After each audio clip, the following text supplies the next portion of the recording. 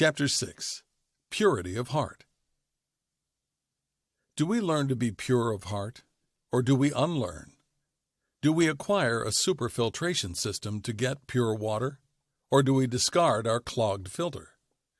When we're talking about purity, the way is to return, not learn.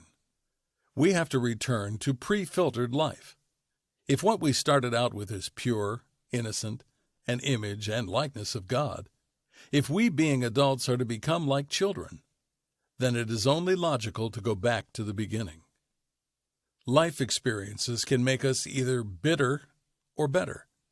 They can make us more trusting or less trusting, more cynical or less cynical, more open or more closed. We therefore have two options.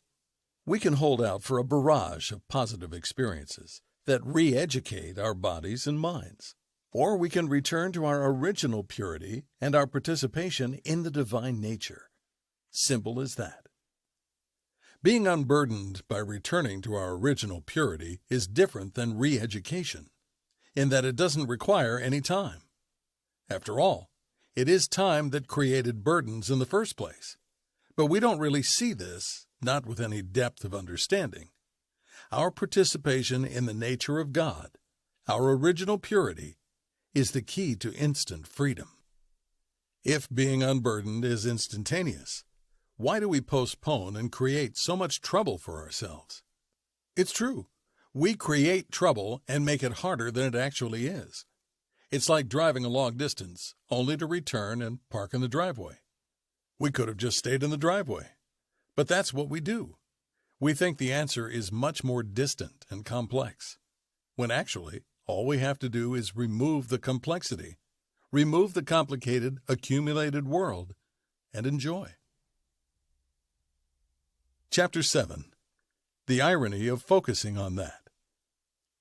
I used to teach a class, and now I'm writing a book on something that is utterly simple. One sentence would suffice, but it is so easily misunderstood. Words, therefore, are used to overturn assumptions. They are used as a way of wearing down expectations. The expectation, admit it or not, is for our personal circumstances to improve, for the future to be better than the past, and for the past to be less alive within us. But there is something of greater value. There is something more empowering and precious at stake here. I am inviting you to focus on that, not to use this basic truth for your benefit, but be benefited by knowing this basic truth. The irony is that circumstances do improve when we enjoy fully, when we fully embrace what is spiritual and original. The second we return to that, the second we honor it, we go from sadness to joy, from overcast to our essence, ever shining. Chapter 8. Obstacles. The only obstacle to enjoying the simplest and most profound truth about ourselves, our participation in the nature of God, is our own resistance to it. It is true. We are resisting our own enjoyment. We are holding out and hoping for a barrage of better moments. We are troubled because the future is uncertain and the past is still alive within us. We don't know where to turn, and we resist the very invitation that could set us free. But the real reason for our resistance is that we are afraid of losing our world. We are afraid of letting what we know out of our sight, even for a second. The accumulated world might be painful, but it's all we know. There is nothing to fear. Keeping company with what is spiritual does not mean we have quit the world. The accumulated world will be there as it has faithfully been. But having momentarily discarded it, we ourselves will be different, as though returning from a long journey and seeing things anew. Indeed, why postpone this kind of joy and freedom? Why not enjoy it now? Why not return to happiness now? Why put it off any longer? It is where it always was. Our joy is right where we left it. Easy enough, right? Why not go there and enjoy? I can already hear the objection. I cannot enjoy. My life is, my past is, my future is. Don't misunderstand me. I'm not saying just be happy about all of it. about your life situation, have a more positive attitude, mind over matter, etc. That's not it at all. I'm inviting you to simply leave your life for a moment, along with everything that is accumulated with time, and return to what has been awaiting you. The joy of, well, I'll just leave that blank for whatever word you prefer when you go there. Chances are there won't be any words, just a feeling of familiar well-being. Chapter 9. Words arise after. It is a struggle to describe a moment that leaves us wordless. The words come after, but not in the moment, and never do it justice.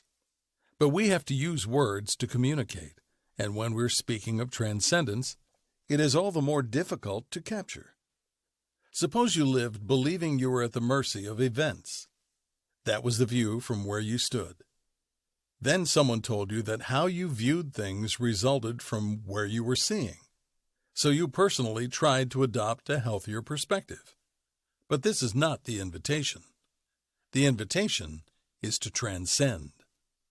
This is not the easiest concept to understand, so let's break it down. Most have never had the discovery of transcendence, probably because it is too obvious and too ordinary to take notice. What transcendence is the experience of being seated in the heart, without being in possession of your world view.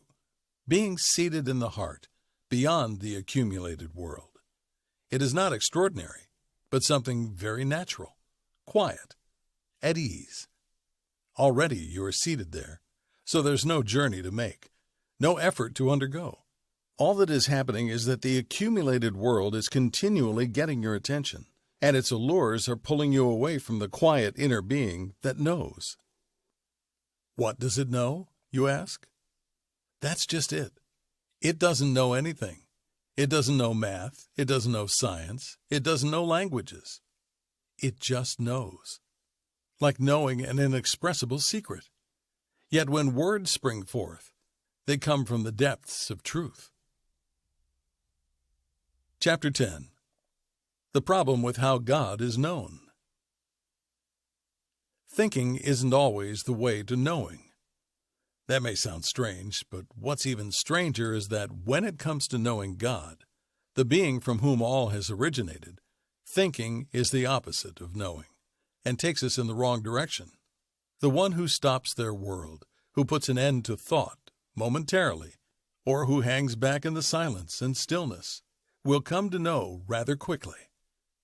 The rare person picks it up without words or teaching, without overturning assumptions, without wearing down expectations or receiving pointers. The rest of us need to exhaust a bunch of words and images to get to the point where we understand that we are not talking about self-improvement or progress, nor spiritual nor psychological growth. We're talking about leaving the world, not physically, but momentarily, putting the accumulated world aside in favor of what is simple, backing away from the accumulated world and everything that is not God. One mystic put it in these words: we gain only what we give up, and if we give up everything, we gain everything. But this could be better clarified, so let me explain. The very moment, the very instant that we give up everything, that we lose everything, not in a promise, but in action, that very instant we gain everything. In other words, the very moment we lose the accumulated world, God reveals His presence that has been hiding beneath it. It is understood, perhaps intuitively, though I don't think it is intuition, that God's presence is experienced as silence itself. This is such a stark contrast to the accumulated world that it is palpable. By traveling backwards from the accumulated world, which has accumulated in time, we arrive at that which has given birth to it and sustains it, that which is timeless and eternal. And the more we treasure it, the greater this treasure becomes for us. Like a seed, it becomes a tree and provides shade, with its eternal, abiding, intangible, yet palpable presence. Chapter 11. Simplicity is simple. It is simple. Whatever we give our attention to grows, and when we give our attention to God's presence alone, Without any of our accumulated ideas, which are part of the accumulated world, that presence, that stillness, starts to be noticed more. Awareness grows, and with it comes more and more delight. We taste and see the goodness of the Lord. It's as if God is saying, "You're not going to tell me who I am. I'm going to tell you who I am, but without words, in silence."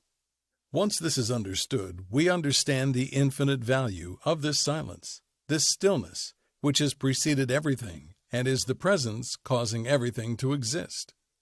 Having been made aware of this, we are able to live in the world with an awareness of it, so as to not lose sight of the truth and the joy that it brings. Let's do a bit of analysis. When we back up physically, what actually happens? If we start at one point and are now at another, what does backing up accomplish? Well, what it doesn't accomplish is future goals. Going forward does that. We call this progress. But what we're talking about is more like regress, not moving forward, but backing up. Backing up accomplishes an altogether different goal. It accomplishes the exact opposite goal. It takes us back to the beginning, to the starting point. I am simply extending an invitation to back up, to work creation backward, and arrive at absolute simplicity. What Be Still and Know is inviting us to is the rediscovery of absolute simplicity, the absence of everything, except what has created it all. The absence of everything, except what remains when everything is absent. That is why there is such a feeling of well-being, because nothing remains except the love that created and sustains us. Chapter 12. Why we say that God is found within us.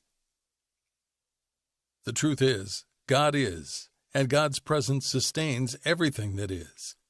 To say it is found within us is not to say that it is not everywhere.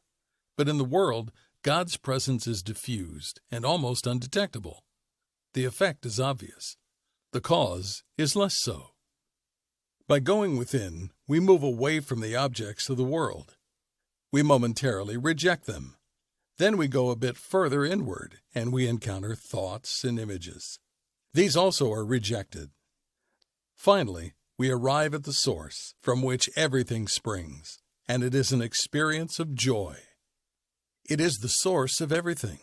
But when everything vanishes, we are able to enjoy and keep company with it alone, without distractions, beyond distraction. Even if for just a moment, it is enough. God has wooed us, revealing himself as silence and stillness.